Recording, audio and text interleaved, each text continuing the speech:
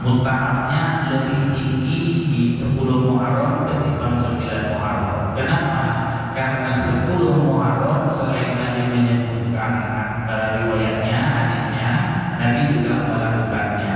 Tapi kalau 9 Muharram, Nabi hanya menyebutkan hadisnya, tapi Nabi belum memperbuatnya.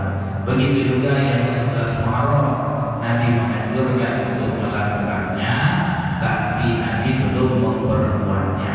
Nah, kenapa kita disuruh puasa 9, 10 atau 10, 11? Bahkan ada ulama menganjurkan 9, 10, 11. Kenapa kita harus puasa di hari 9 atau 11 Muharram? Supaya kita berbeda dengan orang Yahudi yang mereka itu mengkhususkan di 10 Muharram agar kita berbeda. Puasalah kita sehari sebelumnya, atau puasa kita sehari sesudahnya, atau digabung dia pada 9, 10, 11 kita puasa. Yang kedua, kata ulamanya, ini sebagai bentuk ikhtiar, kehati-hatian.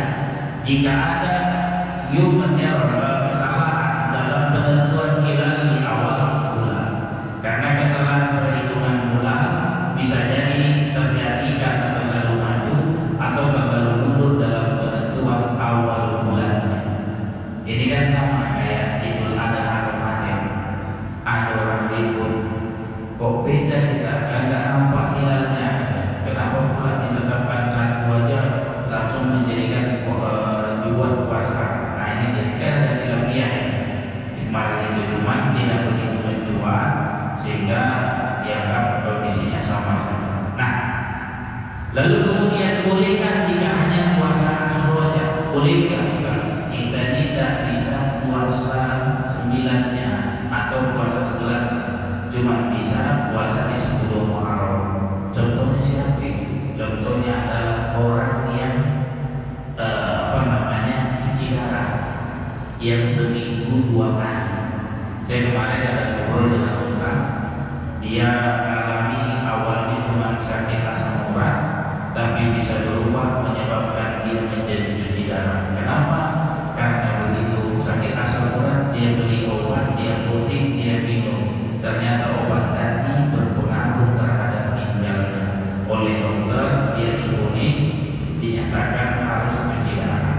Jika saya tanya, jadi Ustaz di Ramadan kemarin kayak mana puasanya? Ya puasa saya kalau saat sedang tidak cuci darah. Jadi kalau sedang cuci darah dan bisa puasa. Nah contohnya di 10 Muharram ini boleh nggak Ustaz? Dia cuma puasa pada hari 10 Muharram saja. 9 dan 11 itu tidak dia puasa. Jawabannya boleh.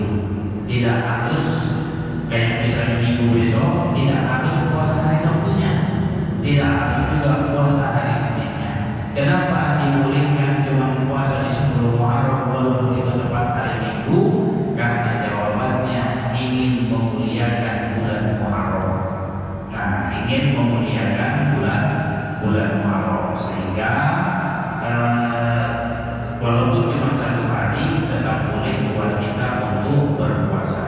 Ini kan mungkin aja kejadian, atau mungkin ada orang masuk rumah sakit, kita pula yang menjaganya, agak rewel dia, jadi tak yakin kita bisa puasa, kan dia 9, 10, 11, cuma bisa di 10-nya. Bolehkah? Jawabannya boleh. Nah, bolehkah berniat puasa Asyura setelah terbit fajar atau subuh? Jawabannya boleh, tapi dengan syarat. Apa syaratnya? Yang pertama, sampai masuknya waktu zuhur, pas habisnya azan subuh gitu ya, dia belum melakukan yang membatalkan puasa seperti makan, minum, berhubungan suami istri dan sebagainya. Yang kedua, itu terjadi tentu setelah dia sholat subuh, karena sunnah tetap berniat di malam hari, baru kemudian dia melewatkan sehingga dia sadar ingin puasa Asyura, maka tinggallah dia niat ketika itu karena dia belum melakukan yang membatalkan puasa. Bagaimana dengan kami kata ibu-ibu? Kami berharap ketemulah puasa Asyura, tapi ternyata tidak tidak jadi puasanya. Kenapa? Karena mohon maaf, haid kan tidak bisa puasa. Apakah tetap buat kami untuk sunnah tidak makan dan tidak minum sampai terbenam matahari? Jawabannya iya, tetap disunnahkan untuk menahan dirinya tidak makan tidak minum dari sejak dia misalnya haid tadi sampailah terbenam matahari. Kenapa? Karena ingin memuliakan bulan Muharram. Nah, lalu kemudian yang kedua gitu ya, yang selanjutnya, bolehkah menggabungkan niat puasa Asyura dengan niat puasa wajib? Seperti itu jawaban para ulama seperti dalam kitab Fatwa Ibnu Hajar, ada 3 kelompok. Yang masyhur yang paling kuat dinyatakan boleh menggabungkan puasa sunnah dengan puasa qada. Boleh digabungkan. Kenapa? Karena yang dimaksud bukan zat sholatnya, tapi adalah mengisi waktunya. Ini sholat tahiyatul masjid. Dia contohnya di sholat tahiyatul masjid. Sholat tahiyatul masjid itu kan bukan zatnya, tapi adalah dilakukan ketika kita masuk masjid. Kalau sholat yang karena zatnya itu yang mana? Seperti sholat duha, seperti sholat tahajud, itu karena ada zatnya. Kalau sholat tahiyatul masjid itu dilakukan semata-mata karena ingin memuliakan masjid, sehingga bolehlah sekaligus sholat fardu diniatkan sholat tahiyatul masjid. Inilah dikiaskan kepada puasa. Boleh puasa Asyura sekaligus puasa qada. Ada pendapat kedua menyatakan tidak boleh. Dia menyatakan tidak boleh. Kenapa? Karena dalam kajian ilmu fikih tidak boleh tasrifun fin niyat. Tasrifun niat itu adalah mensyarikatkan niat, menggabungkan niat. Maka tidak hasil kedua ibadahnya, baik puasa qadanya maupun puasa sunnah Asyuranya itu tidak hasil, tidak boleh dilakukan. Ini sama seperti orang yang dia tidak boleh tasbihul niat orang sedekah sekaligus pengen belia, itu ada dalam agama. Sehingga kelompok kedua ini menyatakan kalau puasa Asyura saja, kalau puasa qada saja. Ada pendapat ketiga yang menyatakan boleh diniatkan dua-dua, cuma yang ada pahalanya adalah yang fardu, yang qadanya tadi. Nah, ini sebenarnya dikiaskan dengan kegiatan apa ini gitu ya, yang dinyatakan sah puasa keduanya tapi yang dapat pahala puasa qadanya. Ini sama kayak mandi wajib, Bapak Ibu.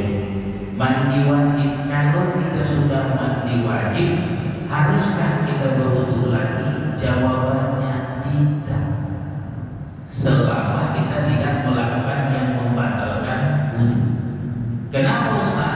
Karena sudah terangkat dengan yang fardu ini, yang lebih besar ini, mandi wajib ini sudah mengangkat terkait dengan yang ada di wudu.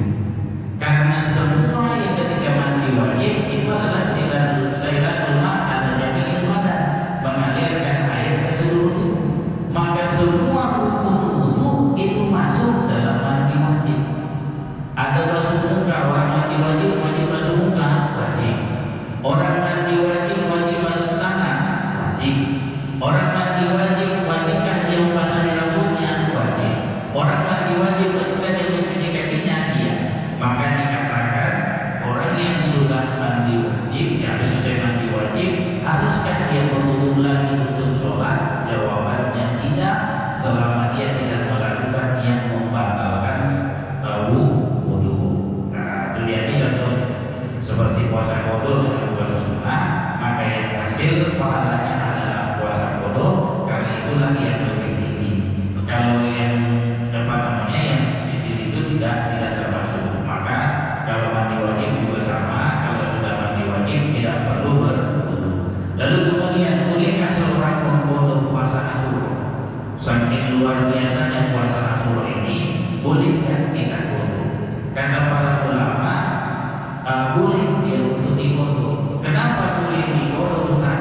Jawabannya, karena dia ini punya keistimewaan yang luar biasa. Keistimewaannya itu menyebabkan kita boleh mengkodonya. Karena pada dasarnya walaupun ini sunnah, kita sangat suka untuk melakukannya, sehingga bolehlah kita kodo. Dalilnya Ustaz, dikiaskan dia dengan pekerjaan Nabi. Saat itu Nabi habis sholat zuhur, tiba-tiba datang suku Quraisy menyatakan masuk ke dalam agama Islam. Setelah disyahadatkan oleh Rasulullah Shallallahu Alaihi Wasallam, diajarilah bagaimana tata cara beribadah.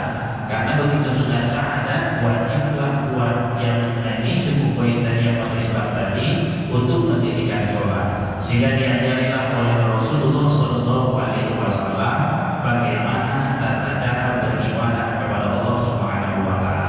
Sampailah datang waktu sholat asar. Nabi berarti belum melakukan baqiyah subuh, sehingga ketika Nabi pulang ke rumah Ummu Salamah, satu giliran rumah Ummu Salamah, Nabi sampai di situ waktu asar, kemudian Nabi siap ada sholat melakukan sholat sunnah 2 rakaat. Lalu kemudian Ummu Salamah bilang, kemarin suamiku bilang tidak ada sholat sunnah setelah sholat asar. Kenapa hari